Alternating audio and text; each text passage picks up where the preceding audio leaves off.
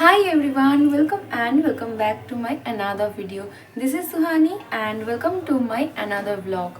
Actually আজকে এটা vlog না, এটা একটা হেয়ার কেয়ার ভিডিও হতে পারে। তো থাম্বনেল দেখে তোমরা নিশ্চয়ই বুঝতেই পারছো যে আজকে আমি কি ধরনের হেয়ার মাস্ক ট্রাই করব। রিসেন্টলি ইউটিউবে অনেক খোঁজাখুঁজি করার পর আমি কেরালা স্টাইল একটা হেয়ার মাস্ক দেখেছি।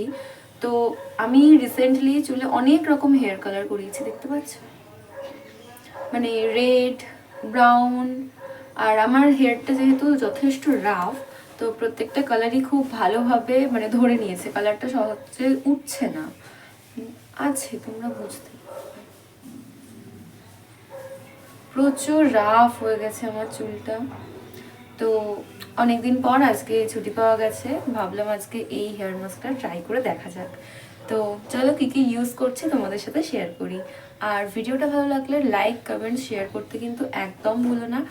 আর আমার চ্যানেলে 100 সাবস্ক্রাইবার হতে কিন্তু মাত্র 3 জন বাকি আছে।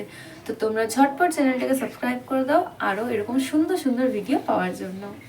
তো এটা হচ্ছে আমার প্লেট, মানে এখানে আমি যা যা জিনিসপত্র নিয়েছি সেগুলো দিয়েই আমি আজকে হেয়ার মাস্কটা ট্রাই করব। তো এখানে আছে নিম পাতা, এখানে আছে 2-4টে মতন জবা পাতা, এটা কারি পাতা, এখানে রয়েছে জবা ফুল। মেনলি এই লাল জবা ফুলটাই ভালো, তবে এই জবা ফুলটা আমি নিয়ে এসেছি, বাট ইউজ হয়তো আমি এটা করবো না। তারপরে রয়েছে এখানে অ্যালোভেরা, অ্যালোভেরাগুলোকে একটু ছোটো ছোটো করে কেটে নিয়েছি।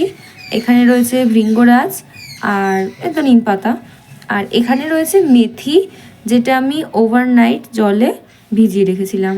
বা যদি তোমরা দিনের দিন হঠাৎ করে করতে চাও তাহলে এটাকে একটু গরম জল মানে জলটাকে ভালো করে ফুটিয়ে তার মধ্যে এটা দিয়ে কিছুক্ষণ ফুটিয়ে তারপরে ঢাকা দিয়ে কিন্তু রেখে দিতে পারো। মোটামুটি 8 ঘন্টার মধ্যে অনেকটাই নরম হয়ে যাবে। তো চলো এবারে পেস্টটা তৈরি করা যাক। প্রথমেই আমি সব কিছুকে কেটে নিয়েছিলাম ছোট করে, তারপর সেগুলোকে একটা মিক্সার জারের মধ্যে দিয়ে ভালো করে পেস্ট করে দিয়েছি। আর মেথির যে জলটা ছিল সেটাকেও আমি খানিকটা ইউজ করেছি। তারপরে এর সাথে অ্যাড করেছিলাম কিছুটা টক দই, সেটাকে ভালো করে মিশিয়ে নিয়ে আমি ইউজ করেছি। তবে আমার কনসিস্টেন্সিটা একটু পাতলা হয়ে গিয়েছিল, তো সেটাকে একটু ঠিক করার জন্য আমি ইউজ করেছিলাম অ্যাবস গুডনেসের এই বিটরুট পাউডারটা। এটাও তো স্কিন আর হেয়ারের জন্য খুবই ভালো। তো এটা দিয়ে ভালো করে মিক্স করে নিয়ে একটু ঠিক হেয়ার প্যাক একটা তৈরি করে নিয়েছি। তারপর আমি চলে গিয়েছিলাম প্যাকটা নিয়ে আমার ঠাম্মির কাছে, কারণ এইসব কাজে তো আমার ঠাম্মি বেস্ট। তো ভালো করে আমাকে পুরো মাথায় হেয়ার প্যাকটা লাগিয়ে দিয়েছিল। তারপর প্রায় 8 ঘন্টা থেকে 40 মিনিট মতন আমি এটাকে শুকোতে দিয়েছিলাম। তো চলো আবার দেখা হচ্ছে হেয়ার ওয়াশ করার পর। তো আমার কমপ্লিট হয়ে গেছে। এবারে আমি ভালো করে একটু চুলটাকে ট্রাই করে নিই, তারপর তোমাদের সাথে শেয়ার করছি আমার ফাইনাল রেজাল্টটা। তো পুরো ভিডিওটা দেখতে থাকো, আর কেমন লাগলো অবভিয়াসলি কিন্তু কমেন্ট সেকশনে জানিয়ে যেও। সত্যি বলতে রেজাল্টটা আমার এক্সপেকটেশনের থেকেও অনেক বেশি পেয়েছি।